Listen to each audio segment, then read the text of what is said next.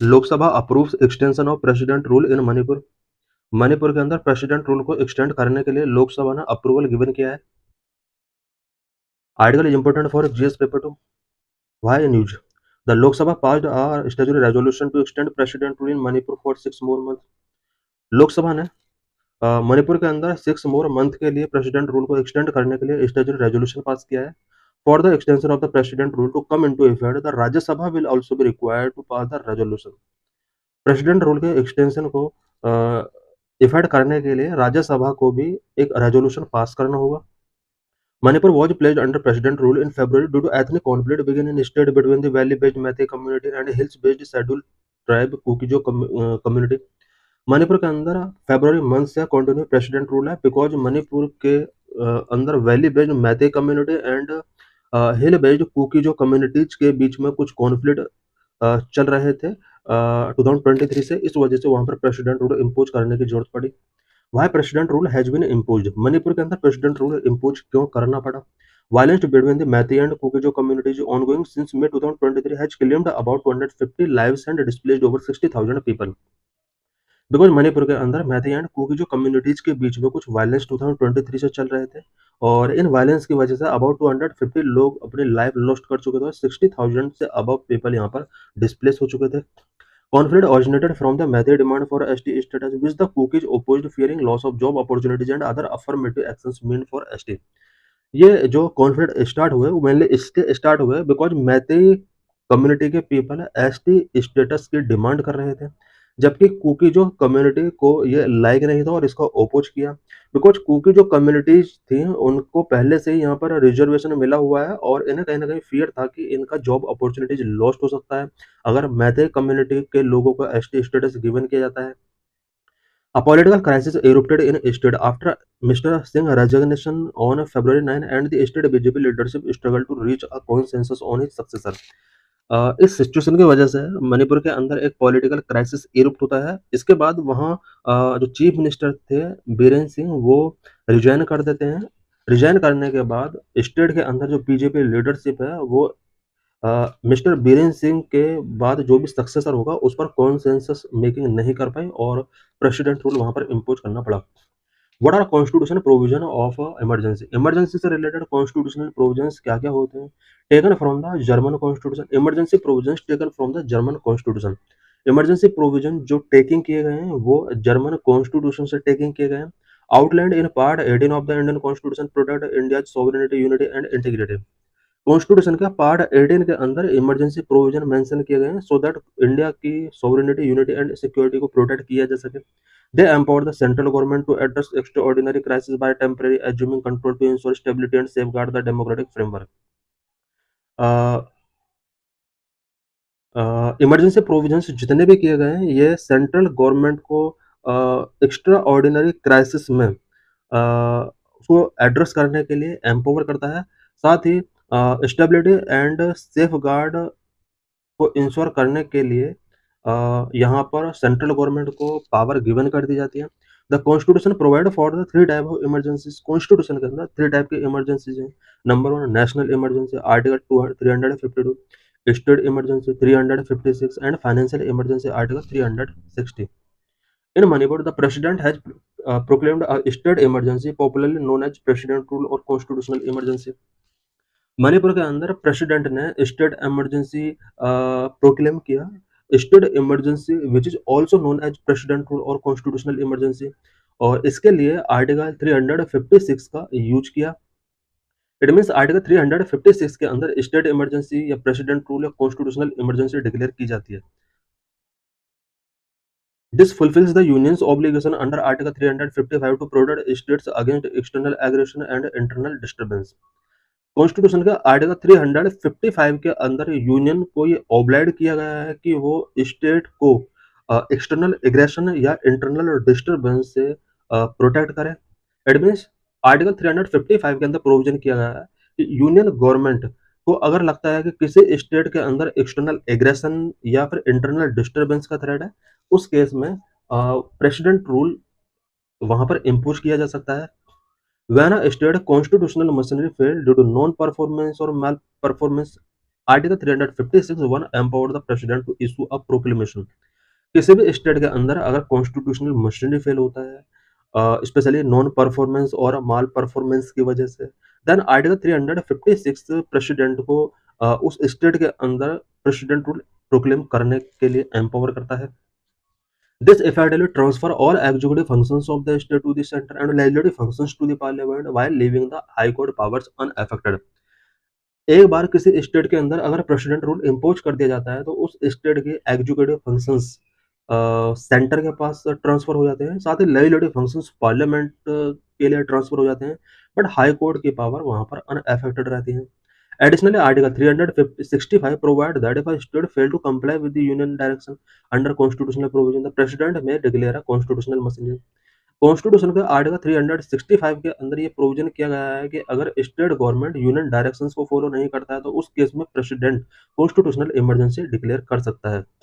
Proclamation must be laid before each house of parliament. As per Article 356, the proclamation must be laid before each house of the parliament, and unless approved by a simple majority in both houses, it ceases after 2 months। एक बार अगर president rule impose कर दिया जाता है article 356 के according, then इस proclamation को parliament का बोथ हाउस से सिंपल मेजोरिटी के साथ पास कराना होता है। अगर सिंपल मेजोरिटी के साथ ये पास नहीं हो पाता है, देन 2 मंथ के अंडर इसको सीज करना होगा। Effective for 6 months। Once approved, it remains effective for 6 months from the proclamation date, with a further 6 month extension requiring additional parliamentary approval। President rule one time 6 month के लिए ही operation में रह सकता है। इसको अगर एक्सटेंड करना है तो उसके लिए पार्लियामेंट का अप्रूवल का नीड होगा। जैसे हम देख सकते हैं कि फरवरी मंथ में प्रेसिडेंट रूल इम्पोज किया गया था मणिपुर के अंदर। 6 मंथ कंप्लीट हो चुके हैं और अब इसको एक्सटेंड करने के लिए लोकसभा ने रेजोल्यूशन पास किया, जिसको राज्यसभा के अंदर पास कराना अभी बचा हुआ है। Renewal beyond 1 year is allowed only if two conditions are met। Number one, an emergency has been declared in the country or any part of the state, and if the election commission certifies that president rule is necessary due to difficulties in conducting state elections। President rule को अगर 1 year से ज़्यादा के लिए extend करना है तो उसके लिए दो कंडीशंस होती हैं। पहली कंडीशन के अंदर अगर कंट्री के अंदर नेशनल इमरजेंसी या स्टेट के किसी पार्ट में नेशनल इमरजेंसी लगा हुआ है, उस केस में प्रेसिडेंट रूल को 1 year से ज़्यादा के लिए एक्सटेंड किया जा सकता है। या फिर इलेक्शन कमीशन को अगर लगता है कि प्रेसिडेंट रूल को कंटिन्यू करना चाहिए बिकॉज उस स्टेट के अंदर स्टेट इलेक्शंस कंडक्ट कराने में कुछ डिफिकल्टीज है, तो इस तरह से यहाँ पर 1 year से ज़्यादा के लिए प्रेसिडेंट रूल को इम्पोज किया जा सकता है। However in no case can be proclamation remain effective more than 3 year। But condition ये है कि प्रेसिडेंट रूल कभी भी 3 year से ज़्यादा टाइम पीरियड के लिए नहीं एक्सटेंड किया जा सकता है। इट मीन्स हमने देखा कि प्रेसिडेंट रूल 6 मंथ के लिए इम्पोज किया जाता है, नेक्स्ट 6 मंथ के लिए एक्सटेंड करने के लिए पार्लियामेंट्री अप्रूवल होता है। 1 साल से ज़्यादा एक्सटेंड करने के लिए यहाँ पर दो कंडीशंस हैं, बट 3 year से ज़्यादा कभी भी प्रेसिडेंट रूल को एक्सटेंड नहीं किया जा सकता। How is a constitutional emergency different from a national emergency. Constitutional emergency या स्टेट इमरजेंसी किस तरह से नेशनल इमरजेंसी से डिफरेंस है। Article 352 govern the proclamation of a national emergency which has been invoked thrice during the 1962 India-China War, 1971 armed conflict with Pakistan, and in 1975 on grounds of internal disturbances। Constitution का article 352 के according national emergency का proclamation किया जाता है। अभी तक country के अंदर 3 टाइम नेशनल इमरजेंसी इम्पोज की जा चुकी है। 1962 में जब इंडिया चाइना वॉर हुआ था, उस टाइम पर नेशनल इमरजेंसी डिक्लेयर की गई थी। 1971 में कुछ आर्म्ड कॉन्फ्लिक्ट पाकिस्तान के साथ हुए थे हमारे, उस टाइम पर इंडिया के अंदर नेशनल इमरजेंसी डिक्लेयर की गई थी। उसके बाद 1975 में इंटरनल डिस्टर्बेंस के ग्राउंड पर नेशनल इमरजेंसी इंडिया के अंदर इम्पोज की गई थी। In 1975, then Prime Minister Indira Gandhi declared the emergency after the Allahabad High Court found her guilty of electoral malpractices and debarred her from holding any election post। 1975 में prime minister Indira Gandhi ने Allahabad high court के एक ruling के बाद emergency declare की थी, because Allahabad high court ने electoral माल practice में इंदिरा गांधी को गिल्टी डिक्लेयर किया था, और इस वजह से एनी इलेक्टेड पोस्ट होल्ड करने से कोर्ट ने इंदिरा गांधी को डिबेयर किया था। इस वजह से इंदिरा गांधी ने इमरजेंसी इम्पोज की थी। Grounds for national emergency. Unlike a state emergency, national emergency is proclaimed if any part of territory is threatened bye war, external aggression and armed conflict. National emergency proclaim करने का जो ground होता है, किसी भी India के किसी भी पार्ट के अंदर अगर war, external aggression and armed conflict से रिलेटेड थ्रेटन होता है, तो उस केस में नेशनल इमरजेंसी डिक्लेयर किया जा सकता है। Safeguard to prevent misuse, emergency provision के मिसयूज को प्रिवेंट करने के लिए क्या-क्या सेफ गार्ड टेकिंग किए गए हैं? The 44th constitutional amendment 1978 sorry, the 44th constitutional amendment 1978 introduced multiple safeguards to prevent misuse. Emergency provision के मिसयूज को प्रिवेंट करने के लिए कॉन्स्टिट्यूशन के अंदर 44th कॉन्स्टिट्यूशनल अमेंडमेंट किया गया और इस अमेंडमेंट के अंदर मल्टीपल सेफ गार्ड यहाँ पर टेकिंग किए गए 1978 में। It replace internal disturbance with armed rebellions. पहला जो सेफ गार्ड यहाँ पर इंट्रोड्यूस किया गया वो ये था कि इंटरनल डिस्टर्बेंस जो पहले ग्राउंड हुआ करता था इमरजेंसी के लिए, इसको रिप्लेस करके आर्म्ड रेबेलियन यहाँ पर वर्ड ऐड किया गया। इट मीन्स इंटरनल डिस्टर्बेंस के बेस पर कभी भी नेशनल इमरजेंसी डिक्लेयर नहीं की जाएगी। अब आर्म्ड रेबेलियन अगर होता है तो उस केस में नेशनल इमरजेंसी डिक्लेयर की जा सकती है। Mandate a written recommendation from the cabinet rather than just the prime minister and shortened the parliamentary approval window from 2 months to 1 month. 44th constitutional amendment के अंदर कुछ स्पेशल सेफ गार्ड के अंदर जो सेफ गार्ड टेकिंग किए गए उसमें पहला था कि इंटरनल डिस्टर्बेंस को अब आर्म्ड रेबेलियन की जगह रिप्लेस कर दिया गया। साथ ही पहले ओनली प्राइम मिनिस्टर की रिकमेंडेशन पर प्रेसिडेंट रूल इम्पोज किया जा सकता था, बट अब इसके जगह पर कैबिनेट मैंडेटरी कर दिया गया कि कैबिनेट की रिकमेंडेशन उस पर होना चाहिए। तीसरा जो सेफ गार्ड था वो ये था कि पार्लियामेंट्री अप्रूवल जो टेकिंग किया जाता था वो 2 मंथ का वहाँ पर टाइम पीरियड गिवन किया गया था, बट अब 1 मंथ के अंदर पार्लियामेंट का अप्रूवल वहाँ पर टेकिंग करना होगा नेशनल इमरजेंसी के रिगार्डिंग। तो यहाँ पर हम देख सकते हैं कि 3 यहाँ पर सेफ गार्ड टेकिंग किए गए थे। It also clarified that Article 20 and 21 cannot be suspended and that the President must revoke the proclamation if the Lok Sabha passed a resolution disapproving it. 44th constitutional amendment act के अंदर ये भी यहाँ पर clarified किया गया है कि इमरजेंसी के केस में article 20 and 21 can not be suspended, इन्हें सस्पेंड नहीं किया सकता और प्रेसिडेंट को इमरजेंसी प्रोक्लेमेशन को रिवोक करना होगा अगर लोकसभा इस रेजोल्यूशन को स्पेशली इमरजेंसी के डिसअप्रूविंग से रिलेटेड रेजोल्यूशन अगर लोकसभा पास कर देती है तो इस केस में प्रेसिडेंट को प्रोक्लेमेशन को रिवोक करना होगा। इसमें राज्यसभा नेसेसरी नहीं है, ओनली पार्लियामेंट को एक डिसअप्रूविंग रेजोल्यूशन पास कराना होगा और उसके बाद प्रेसिडेंट को इसको रिवोक कर लेना है।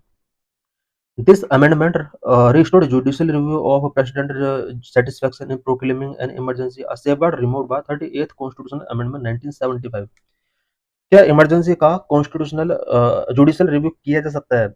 स्टार्टिंग में ये प्रोविजन था कि जुडिशियल रिव्यू किया जा सकता है, बट कॉन्स्टिट्यूशन के 38th अमेंडमेंट के अंडर 1975 में इसको रिमूव कर दिया गया था इस प्रोविजन को। बट 1978 44th कॉन्स्टिट्यूशनल अमेंडमेंट के अंदर जुडिशियल रिव्यू का जो पावर था कोर्ट का उसको फिर से रीस्टोर कर दिया जाता है। इट मीन्स अब यहाँ पर जुडिशियल रिव्यू प्रेसिडेंट रूल का किया जा सकता है। No time limit, unlike a constitutional emergency which can last up to 3 year, a national emergency has no time limit. Constitutional मसले जिसको मैक्सिमम 3 ईयर के लिए एक्सटेंड किया जा सकता है। नेशनल इमरजेंसी का कोई फिक्स टाइम लिमिट नहीं है। Needs a special majority. Additionally, while the President rule Article 350C requires a simple majority for parliamentary approval, a national emergency needs a special majority. President rule के approval के लिए parliament से simple majority चाहिए, but national emergency के लिए special majority की need होती है। In a national emergency, the state executive and legislature continue to function, whereas under president rule, the state executive is dismissed and legislature is suspended or dissolved. National emergency के case में state executive and legislature continue function करती हैं, but president rule के case में state executive dismiss कर दी जाती है and legislature या तो सस्पेंड कर दी जाएगी या डिजोल्व कर दी जाएगी। इट मीन्स स्टेट इमरजेंसी अगर लगती है एग्जीक्यूटिव को डिसमिस कर दिया जाएगा। लेजिस्लेचर की अगर बात की जाए तो लेजिस्लेचर को या तो सस्पेंड किया जाएगा या डिजोल्व किया जाएगा। However, the Manipur Assembly, which has a tenure till 2027, has not been dissolved but is placed under suspended animation. Manipur assembly का यहाँ पर जो टेन्योर है वो 2027 तक का टाइम पीरियड है और इसको डिजॉल्व नहीं किया गया है, बट सस्पेंडेड एनिमेशन में इसको रिजॉल्व रखा गया है। डिजॉल्व अगर कर दिया जाएगा तो पूरी तरह से खत्म हो जाएगी, लेकिन यहाँ पर सस्पेंडेड एनिमेशन में रखा गया है। This means that the assembly is temporarily paused allowing it revival if political stability is restored. इसका मीनिंग ये हुआ कि असेंबली को टेम्परेरी पॉज किया गया है और पॉलिटिकल स्टेबिलिटी जैसे रीस्टोर हो जाएगी उसको रिवाइवल कर दिया जाएगा। Does President rule affect fundamental right. क्या प्रेसिडेंट रूल फंडामेंटल राइट को अफेक्ट करता है? President rule does not affect citizens fundamental right unlike a national emergency where under article 358 freedoms under article 19 become inoperative and president may suspend other fundamental rights except article 20 and 21। President rule की वजह से citizen के fundamental right पर कोई भी effort नहीं पड़ता है, बट नेशनल इमरजेंसी अगर इम्पोज की जाती है उस केस में फंडामेंटल राइट पर इम्पैक्ट पड़ता है। आर्टिकल 358 के अंदर ये प्रोविजन किया गया है कि आर्टिकल 19 के अंदर जो भी फंडामेंटल राइट पीपल को मिले हुए हैं वो इनऑपरेटिव हो जाएंगे एंड प्रेसिडेंट चाहे तो अदर फंडामेंटल राइट को भी सस्पेंड कर सकता है, बट आर्टिकल 20 एंड 21 को वो सस्पेंड नहीं कर सकता। Under president rule the president acquire extraordinary power with the governor on her behalf administering the state with assistance from the chief secretary or advisor appointed by the president। President rule के अंदर president extra ordinary power acquire कर लेता है और governor के साथ governor president के behalf में स्टेट को एडमिनिस्टर करता है और गवर्नर चीफ सेक्रेटरी के असिस्टेंस से स्टेट को एडमिनिस्ट्रेशन करेगा। Additionally, Article 357 allow Parliament to confer legislative power on the Parliament and authorize delegation another authority while also giving the President power to sanction expenditure from the state consolidated fund। Constitution का article 357 parliament को allow करता है कि वो जितने भी legislative power है वो प्रेसिडेंट के लिए कॉन्फर करे और प्रेसिडेंट कंसोलिडेटेड फंड से सारे एक्सपेंडिचर यहाँ से सैंक्शन करेगा। How often President rule has been imposed. India के अंदर अभी तक कितनी बार प्रेसिडेंट रूल इम्पोज किया जा चुका है? Doctor B R Ambedkar it would remain a dead letter. Doctor B R Ambedkar को ऐसा लगता था कि प्रेसिडेंट रूल का कभी भी यूज नहीं किया जाएगा, ऐसी कोई भी सिचुएशन इंडिया के अंदर शायद नहीं आएगी। 134 times across 29 states and UTs, president rule has been imposed nearly 134 times across 29 states and UTs since the constitution took effect in 1950, reflecting its dual role as both in crisis management tool and political contentious measures। अभी तक India में 29 state और UTs के अंदर 1950 से लेकर अब तक 134 टाइम प्रेसिडेंट रूल इम्पोज किया जा चुका है। एक रिफ्लेक्ट करता है कि president rule crisis management tool के तौर पर पॉलिटिकली कंटेंटियस मेजर के तौर पर वर्क करता है। Punjab the very first application of article 356 occurred in June 1951 in Punjab. पहली बार पंजाब के अंदर 1951 में article 356 that means president rule impose किया गया था। Manipur is tied with UP for the most frequent imposition of president rule at 10 each, driven by chronic political instability, with Manipur's latest imposition bringing its total to 11। Manipur और UP के अंदर most frequently president rule impose किया जा चुका है। दोनों के अंदर ही 10 टाइम प्रेसिडेंट रूल इम्पोज किया जा चुका है और मणिपुर के अंदर जो करंट में प्रेसिडेंट रूल चल रहा है ये 11th प्रेसिडेंट रूल है। The longest president rule in Manipur lasted 2 years and 157 days, 1969 and 1972। Manipur के अंदर लॉन्गेस्ट टाइम पीरियड के लिए जो प्रेसिडेंट रूल इम्पोज किया गया था वो 2 ईयर 157 डेज का प्रेसिडेंट रूल था। इट मीन्स अबाउट 2.5 ईयर यहाँ पर प्रेसिडेंट रूल कंटिन्यू रहा था और 1969 से 72 में ये प्रेसिडेंट रूल इम्पोज किया गया था। Jammu and Kashmir hold the record for the longest cumulative duration. Longest cumulative duration की अगर बात की जाए तो जम्मू कश्मीर के अंदर प्रेसिडेंट रूल इम्पोज किया गया over 12 years due to militancy and separatism movement. Jammu Kashmir के अंदर मिलिटेंसी एंड सेपरेटिस्ट मूवमेंट की वजह से लॉन्गेस्ट क्यूमुलेटिव ड्यूरेशन के लिए यहाँ पर ओवर 12 ईयर्स, 12 साल से ज़्यादा टाइम पीरियड के लिए यहाँ पर प्रेसिडेंट रूल इम्पोज किया गया। इस तरह से हम देख सकते हैं कि लॉन्गेस्ट क्यूमुलेटिव डेज के लिए जो प्रेसिडेंट रूल इम्पोज किया गया वो जम्मू एंड कश्मीर के अंदर किया गया था। मणिपुर के अंदर लॉन्गेस्ट टाइम पीरियड के लिए 1969 टू 72 में यहाँ पर प्रेसिडेंट रूल इम्पोज किया गया था। पंजाब के अंदर ओवर 10 ईयर्स, सेकंड नंबर पर पंजाब है जहाँ पर सबसे ज़्यादा क्यूमुलेटिव ड्यूरेशन के लिए इम्पोज किया गया वो पंजाब है। पुडुचेरी है थर्ड नंबर पे। What has the Supreme Court said about the use and misuse of President rule? President rule के मिसयूज एंड यूज से रिलेटेड सुप्रीम कोर्ट ने क्या क्या कहा है? In the landmark SR Bommai versus Union of India 1994 judgment, Supreme Court held that the president power under article 356 is conditional, not absolute, and that any proclamation is subject to judicial review. Supreme Court ने 1994 में SR Bommai versus Union of India case में कहा था कि president की जो power है article 356 के अंडर वो कंडीशनल है, एब्सोल्यूट नहीं है, और जो भी प्रोक्लेमेशन प्रेसिडेंट रूल के रिगार्डिंग किया जाएगा वो जुडिशियल रिव्यू का पार्ट होगा। Both the supreme court and high court can strike it down if found mala fide और बेस्ड ऑन इरेलीवेंट और एक्सट्रेनियस ग्राउंड। सुप्रीम कोर्ट ने कहा कि अगर प्रेसिडेंट रूल इम्पोज करने के रिगार्डिंग मालाफाइड या फाउंड किया जाता है, अ, अगर प्रेसिडेंट रूल इरेलीवेंट या एक्सट्रेनियस ग्राउंड पर इम्पोज किया जाता है तो सुप्रीम कोर्ट और हाई कोर्ट को पावर है कि वो दोनों ही इसको स्ट्राइक डाउन कर सकते हैं। The top court further clarified that the President can not dissolve the assembly without Parliament approval. At the centre must first issue a warning notice to the erring state seeking an explanation. Supreme Court ने कहा कि president किसी state के अंदर अगर president rule impose किया जाता है तो प्रेसिडेंट उस स्टेट की असेंबली को विदाउट पार्लियामेंट्री अप्रूवल डिसॉल्व नहीं कर सकता है। इट मीन्स असेंबली को डिसॉल्व करने के लिए पार्लियामेंट्री अप्रूवल चाहिए, एंड सेंट्रल गवर्नमेंट को इसके रिगार्डिंग उस पर्टिकुलर स्टेट को एक नोटिस भी गिवन करना होगा। Once proclaimed, the state government has to go as two government in one sphere is impermissible. अगर प्रेसिडेंट रूल एक बार प्रोक्लेम कर दिया जाता है तो स्टेट गवर्नमेंट को वहां पर खत्म करना होगा, और बिकॉज एक ही स्पेयर के अंदर टू गवर्नमेंट इम्परमिसिबल है। Moreover, the Supreme Court clarified that president rule must be invoked only for a breakdown of constitutional machinery, distinct from ordinary law and order failure, and never for political gain.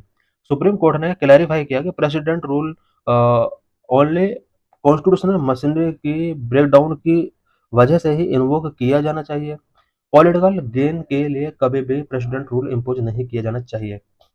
This is PYQ related to this article. Which of the following are the exclusive power of Lok Sabha? The answer is B. Only two. To pass a motion of no confidence against the Council of Minister. Council of minister के against no confidence motion pass करने की जो power है वो only Lok Sabha के पास है।